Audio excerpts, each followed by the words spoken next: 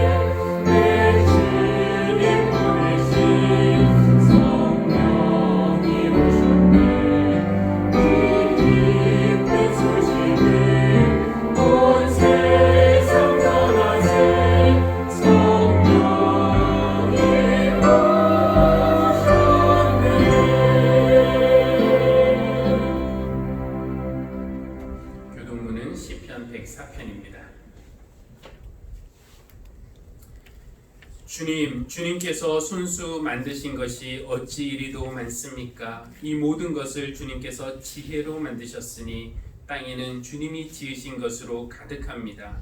저 크고 넓은 나라에는 크고 작은 고기들이 헤아릴 수 없이 우글거립니다. 물 위로는 배들도 오가며 주님이 지으신 리워 야단도 그 속에서 눕니다. 이 모든 피조물이 주님만 바라보며 때를 따라서 먹이 주시기를 기다립니다. 주님께서 그들에게 먹이를 주시면 그들은 받아 먹고 주님께서 손을 펴 먹을 것을 주시면 그들은 만족해합니다. 그러나 주님께서 얼굴을 숨기시면 그들은 떨면서 두려워하고 주님께서 호흡을 거두어들이시면 그들은 죽어서 본래의 흙으로 돌아갑니다. 주님께서 주님의 영을 불어넣으시면 그들이 다시 창조됩니다. 주님께서는 땅의 모습을 다시 새롭게 하십니다.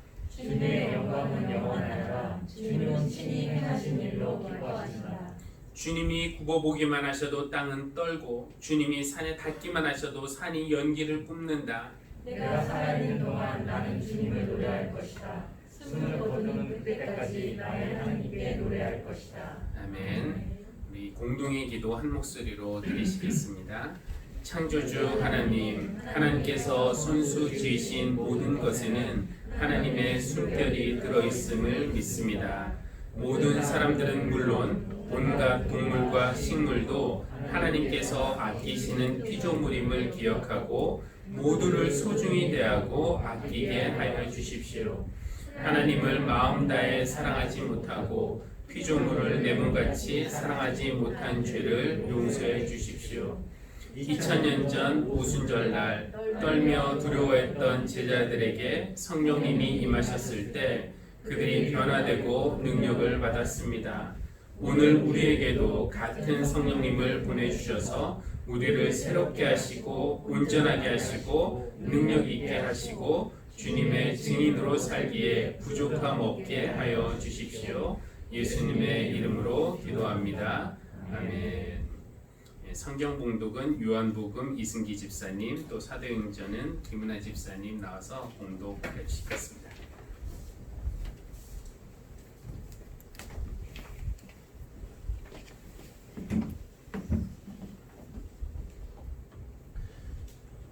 요한복음 7장 37절에서 39절까지 봉독하겠습니다. 명절의 가장 중요한 날인 마지막 날에 예수께서 일어서서 큰 소리로 말씀하셨다. 목마른 사람은 다 나에게로 와서 마셔라. 나를 믿는 사람은 성경이 말한 바와 같이 그의 배에서 생수가 강물처럼 흘러나올 것이다. 이것은 예수를 믿는 사람이 받게 될 성령을 가리켜서 하신 말씀이다. 예수께서 아직 영광을 받지 않으셨으므로 성령이 아직 사람들에게 오시지 않았다. 아멘.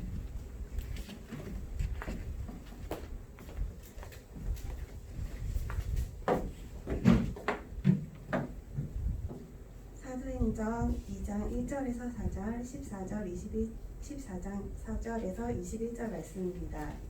오순절이 되어서 그들은 모두 한 곳에 모여 있었다. 그때 갑자기 하늘에서 세찬 바람이 부는 듯한 소리가 나더니 그들이 앉아있는 온 집안에 가득 채웠다. 그리고 불길이 솟아오를 때 혓바닥처럼 갈라지는 것 같이 혀들이 그들에게 나타나더니 각 사람 위에 내려앉았다. 그들은 모두 성령으로 충만하게 되어서 성령이 시키는 대로 각각 방언으로 말하기 시작하였다. 베드로가 11사도와 함께 일어나서 목소리를 높여서 그들에게 엄숙하게 말하였다. 유대 사람들과 모든 예루살렘 주민 여러분, 이것을 아시기 바랍니다. 내 말에 귀를 기울이십시오. 지금은 아침 9시입니다. 그러니 이 사람들은 여러분이 생각하듯이 술에 취한 것이 아닙니다. 이 일은 하나님께서 예언자 요엘을 시켜서 말씀하신 대로 된 것입니다. 하나님께서 말씀하신다. 마지막 날에 나는 내 영을 모든 사람에게 부어주겠다. 너희의 아들들과 너희의 딸들은 예언을 하고 너희의 젊은이들은 환상을 보고 너희의 늙은이들은 꿈을 꿀 것이다. 그날에 나는 내 영을 내 남종들과 내 여종들에게 여종들에게도 부어주겠으니 그들도 예언을 할 것이다. 또 나는 위로 하늘의 놀라운 일을 나타내고 아래로 땅의 징조를 나타낼 것이니 곧 피와 불과 자욱한 연기이다. 주님의 크고 영화로운 날이 오기 전에 해는 변에서 어두움이 되고 달은 변에서 피가 될 것이다. 그러나 주님의 이름을 부르는 사람은 구원을 얻을 것이다.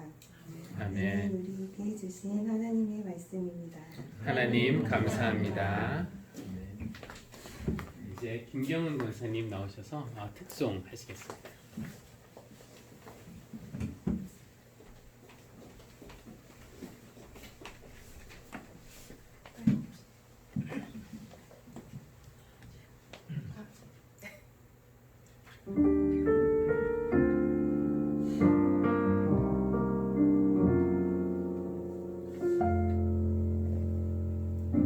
오랜 시절 지날 때 깊은 한숨 내쉴 때 그런 풍경 보시며 단식하는 분 있네. 고와 같이 너희를 버려두지 않으리. 내가 너희와 영원히 함께하리라. 성령이 오셨네. 성령이 오셨네. 내 주에 보내신 성령이 오셨네. 우리 인생 가운데 친히 찾아오셔서 그 나라 꿈꾸게 하시네. 억눌린 자 갇힌 자 자유함이 없는 자 피난처가 되시는 성령님 계시네. 주의 영이 계신 곳에 잠자유가 있다네. 진리의 영이신 성령이 오셨네. 성령이 오셨네. 성령이 오셨네. 내 주에 보내신 성령이 오셨네. 우리 인생 가운데 친히 찾아오셔서 그 나라 꿈꾸게 하시네. 성령이 오셨네. 성령이 오셨네. 내 주에 보내신 성령이 오셨네. 우리 인생 가운데 친히 찾아오셔서 그 나라 꿈꾸게 하시네. 그 나라 꿈꾸게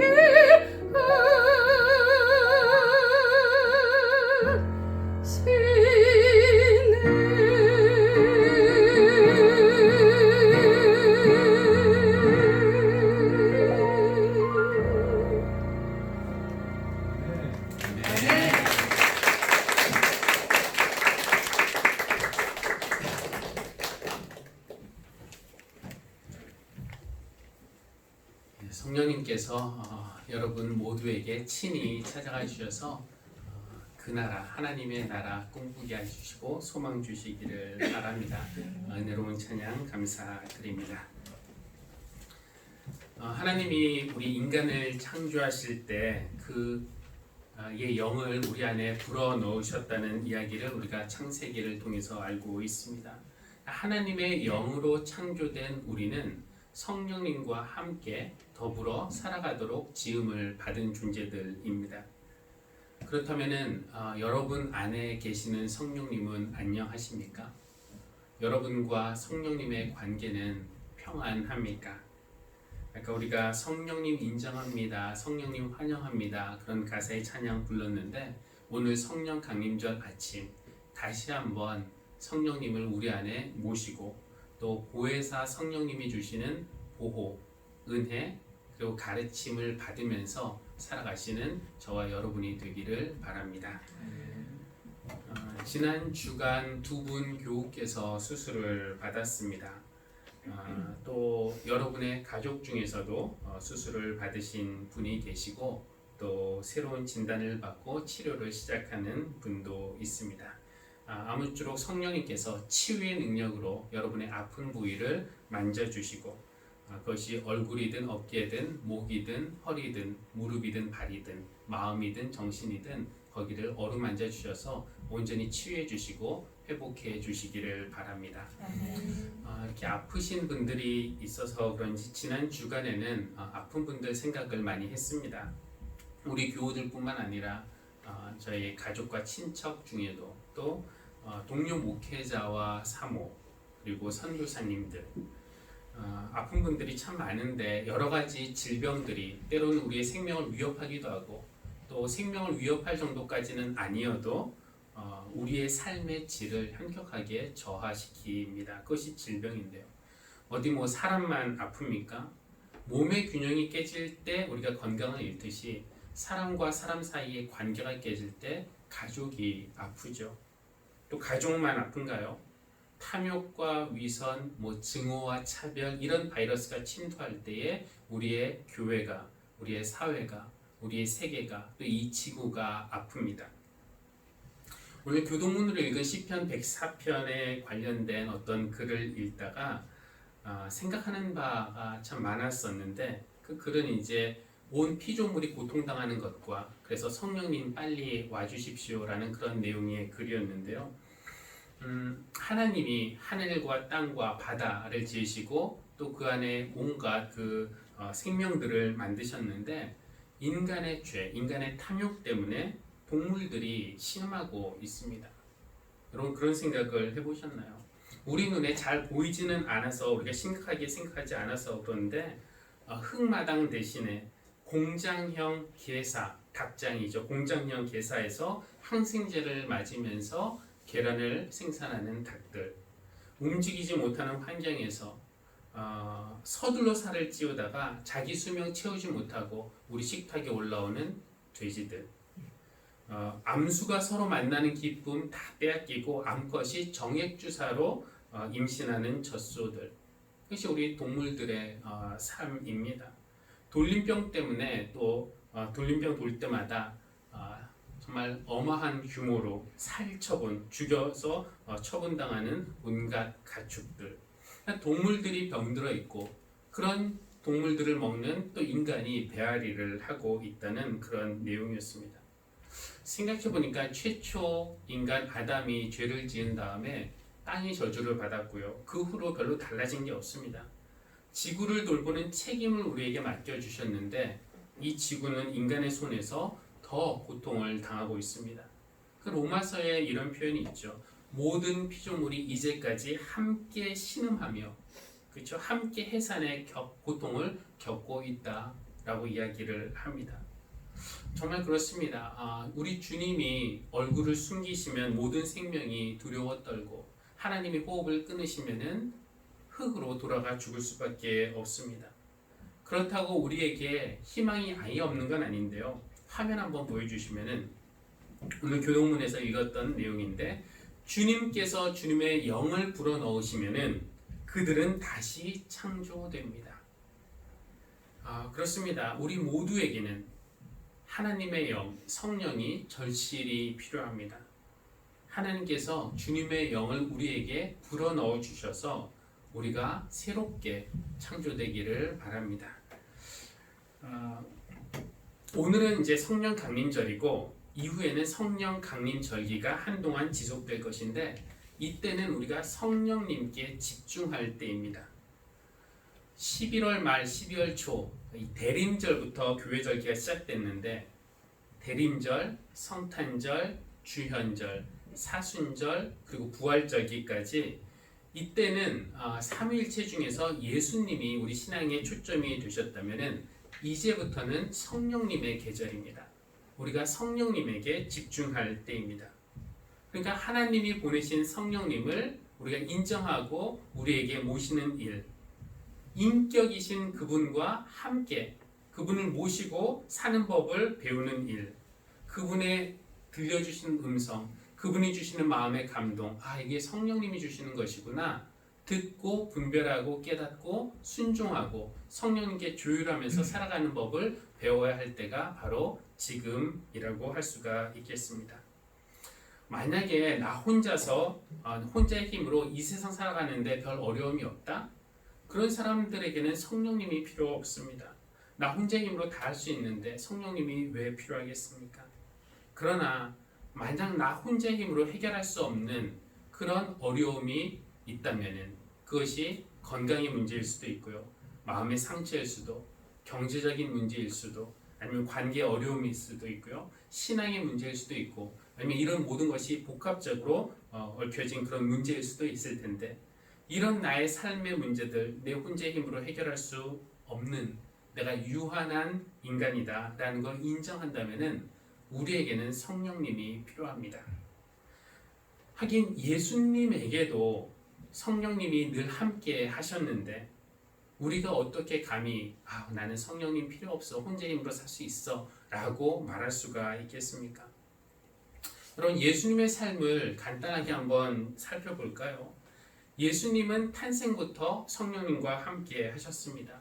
그렇죠? 천사가 마리아에게 성령이 그대에게 임하시고 또 더없이 높으신 분의 능력이 그대를 감쌀 것이다. 그러므로 태어날 아기는 하나님의 아들이라고 불릴 것이다. 예수님은 그렇게 성령의 능력으로 태어났습니다. 세례를 받으실 때도 성령님이 임하셨어요. 예수께서 물속에서 막 올라오시는데 하늘이 갈라지고 성령이 비둘기같이 자기에게 내려오시는 것을 보셨다 라고 되어 있습니다. 그 성령님이 임하셔서 하늘의 목소리, 너는 내 사랑하는 아들이다, 내가 너를 기뻐한다 라는 아버지의 목소리를 듣게 하셨고 그 사랑을 확신하게끔 하는 그 일을 성령님이 하신 것입니다.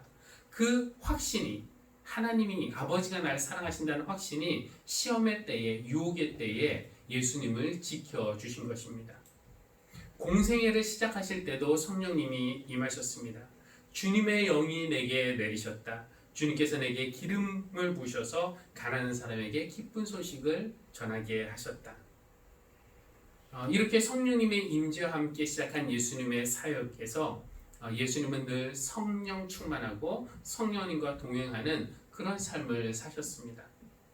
예수님이 제자들에게 성령님에 대한 이야기도 종종 하셨는데 이런 말씀도 하셨죠. 너희가 악할지라도 너희 자녀에게 좋은 것을 줄 알거든 하물며 하늘에 계신 아버지께서 구하는 사람에게 성령을 주시지 않겠느냐. 누가복음에서 이 말씀을 하셨는데 마태복음에서는 같은 내용을 아버지께서 좋은 것을 너희에게 주시지 않겠느냐라고 한 것을 누가복음에서는 성령을 너희에게 주시지 않겠느냐라고 말씀을 합니다. 아마 우리가 받을 수 있는 가장 좋은 것이 성령님이라는 뜻이겠죠. 또 오늘 우리가 읽은 것처럼 목마른 사람은 다 내게로 오라고 나를 믿는 사람은 그 배에서 생수가 흘러나올 것이라고 하셨는데 그것은 바로 성령을 가리켜 하신 말씀이었습니다. 제자들과 이 땅에서 마지막 시간을 보내실 때 성령님을 약속하시기도 하셨어요. 내가 떠나는 것이 너에게 유익하다. 내가 떠나가지 않으면 보혜사가 즉 성령님이 너에게 오시지 않을 것이다. 그리고 부활하신 후에 제자들에게 또 나타나시면서 그때 뭐라고 하셨습니까? 너희에게 평화가 있기를 빈다. 아버지가 나를 보내신 것처럼 나도 너희를 보낸다. 이렇게 말씀하신 다음에 그들에게 숨을 불어넣으시면서 성령을 받아라. 그리고 부활하신 후 제자들과 40일 같이 계시다가 승천하실 때 마지막으로 성령님에 대한 약속 한 번 더 하셨죠. 너희는 예루살렘을 떠나지 말고 내게서 들은 아버지의 약속을 기다려라. 너희는 여러 날이 되지 않아서 성령으로 세례를 받을 것이다. 이렇게 보니까 예수님의 삶은 처음부터 끝까지 성령님과 동행하는 성령 충만한 그런 삶을 사셨습니다. 예수님도 성령님과 동행하며 살아야 하셨다면은 우리는 말할 것도 없이 성령님이 필요한 그런 존재입니다. 오늘 우리가 사도행전 2장 말씀 읽었는데요. 예수님이 승천하시고 얼마 후에 하나님의 때가 차서 예수님이 약속하신 성령님이 제자들에게 내리셨습니다. 제자들이 한 곳에 모여서 기도하고 있을 때에 갑자기 하늘에서 세찬 바람 소리가 났고 불길이 솟아오르는데 불길이 막 갈라지는 것이 마치 혀처럼 생겼고 그 혀의 불이 각 사람 위에 내려앉았습니다. 그렇게 성령님이 임하시자 한때 겁장이었던 이 제자들, 한 곳에 모여있던 이 제자들이 능력을 받고 밖으로 나가서 성령님이 시키시는 대로 또 성령님이 능력 주시는 대로 거기에 모인 모든 사람들에게 하나님이 예수 그리스도를 통해 이루신 그 일을 선포하기 시작했습니다. 각자의 언어로 선포하는데 듣는 사람들은 외국어를 하는 사람들인데 그 사람들은 자기네 언어로 듣게 된 것입니다. 이 성령 강림절 이야기 여러분에게 익숙한 이야기일 텐데 이것과 관련해서 우리가 여러 가지 그런 의미들을 찾을 수 있지만 제게 가장 중요하게 다가온 것은 무엇인가? 예수님과 함께 하셨던 바로 그 성령님이 오늘 나와도 우리와도 함께 하신다는 그 사실입니다. 베드로가 그 이후에 설교를 하는데 그의 설교에서 예언자 요엘을 인용하죠. 우리가 찬양으로도 잘 알고 있는 가사인데 마지막 날에 나는 내 영을 모든 사람에게 부어주겠다. 너희의 아들들과 너희의 딸들은 예언을 하고 너희의 젊은이들은 환상을 보고 너희의 늙은이들은 꿈을 꿀 것이다. 이 요엘이 했던 이 예언이 지금 이때에 성취되었다는 것입니다. 여러분 이것이 복음이죠. 그 영이 모든 사람들에게 그 영을 부어주시겠다는 것. 구약 시대에는 성령님의 활동이 제한적이고 한시적이었어요.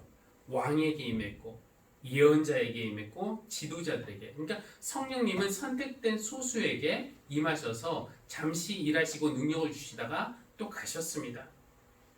그리고 우리는 생각하기로 우리가 그래도 예수님 정도의 수준이 돼야 성령님 만날 수 있을 것 같다라는 생각하지만 사실 성령님은 이제는 남녀노소 구분 없이 지위, 고학, 막론하고 누구나 성령님을 사모하고 성령님을 기다리고 성령님께 마음을 여는 사람에게는 그 성령님이 오십니다. 여러분 이 사실을 주목하시고 잘 생각해 보시기 바랍니다. 성령님은 여러분이 아니시라 성령님은 한 분이시잖아요. 그러니까 예수님과 함께 하셨던 그 성령님, 2000년 전에 예수님과 함께 하셨던 성령님은 1등급 성령님이고 우리에게 주실 성령님은 그 부하나 조수쯤 되는 그런 것이 아닌 겁니다.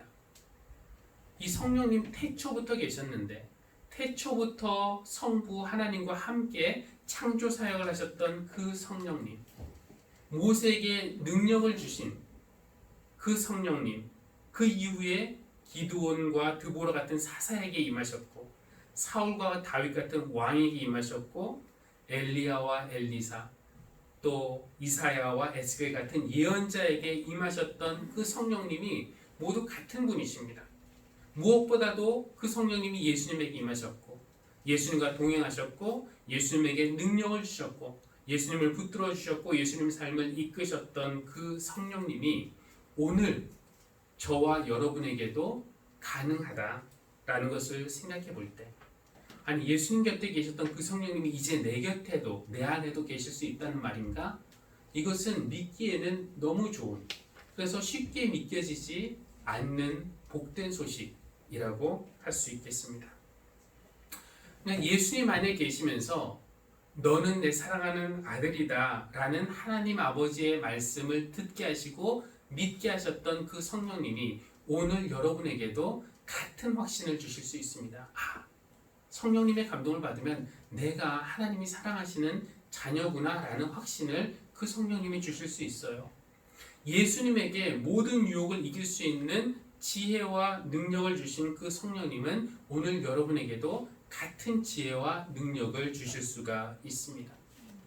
예수님에게 악한 귀신을 물리칠 수 있는 능력, 병을 낫게 할 수 있는 능력, 믿음의 능력, 선포의 능력, 자유함의 능력, 만족함의 능력, 기쁨의 능력을 주신 성령님, 그 성령님이 오늘 우리에게도 오셔서 그런 능력을 주시기를 바라고 또 그렇게 주실 줄을 믿습니다.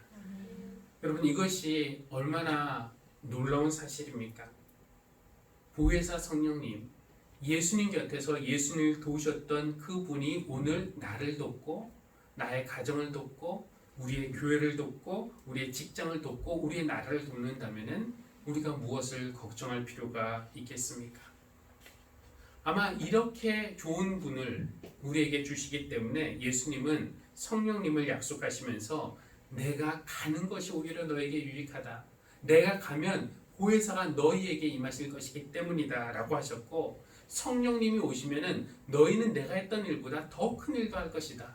이렇게 말씀하신 이유가 바로 여기에 있을 것입니다. 오래전에 어떤 사람의 간증을 들은 적이 있었는데요. 이 사람은 새벽부터 밤늦게까지 3개의 일을 뛰어도 가족을 먹여 살릴 만큼 벌지도 못합니다. 왜냐하면 명예퇴직 후에 얻은 형편없는 그런 일자리였기 때문입니다. 가족과의 관계도 나빠졌어요. 아내와 대화를 안 한 지 오래되었고 같은 지붕 아래 살지만 남남처럼 산 지 오래되었습니다. 청소년 자녀들 방황하고 나쁜 길로 빠졌습니다. 그런데 이 아버지에게는 그 자녀들을 돌이키게 할 수 있는 능력도 없었고 또 아버지로서의 존재감도 영향력도 없었습니다. 그냥 가족에게나 아니면 세상에서나 내가 실패자구나 라는 그런 느낌을 지을 수가 없었습니다.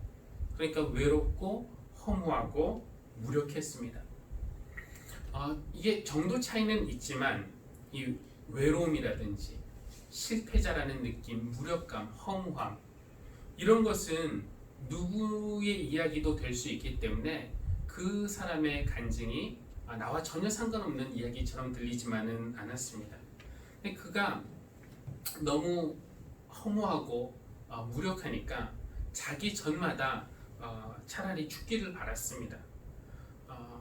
스스로 죽을 용기는 없고, 그러니까 내가 자는 중에 하나님이 제발 나를 좀 데려가 주시면 그렇게 바랐는데 아침마다 눈을 뜨니까 눈을 뜨는 자신의 모습을 보면서 너무 괴로웠던 것이죠.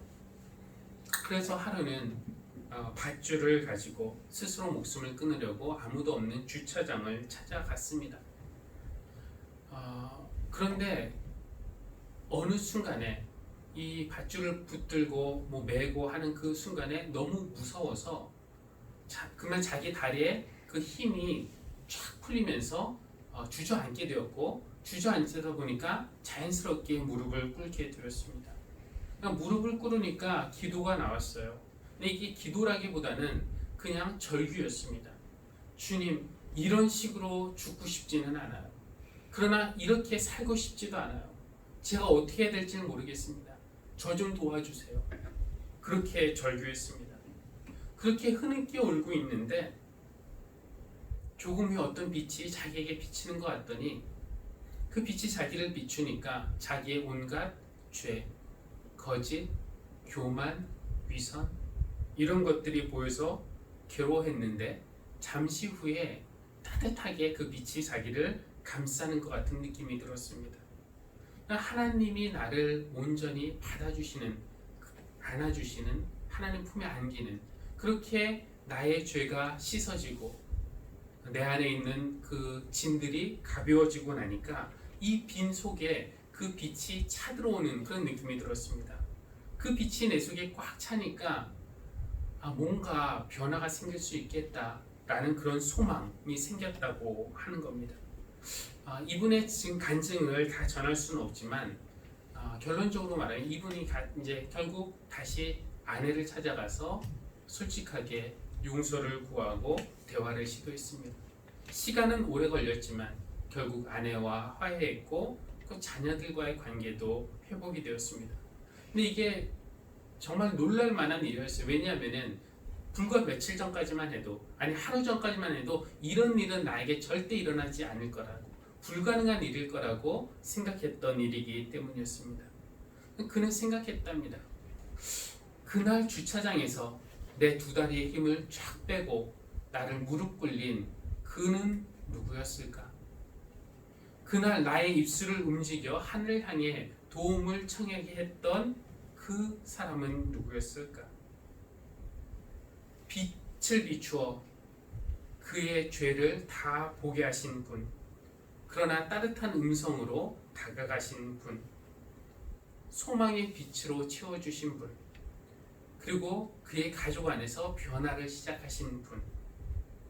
이 사람은 주차장에 가면서는 성령님을 만날 기대, 계획 이런 거 전혀 없었는데, 그런데도 성령님이 그를 만나 주신 것입니다.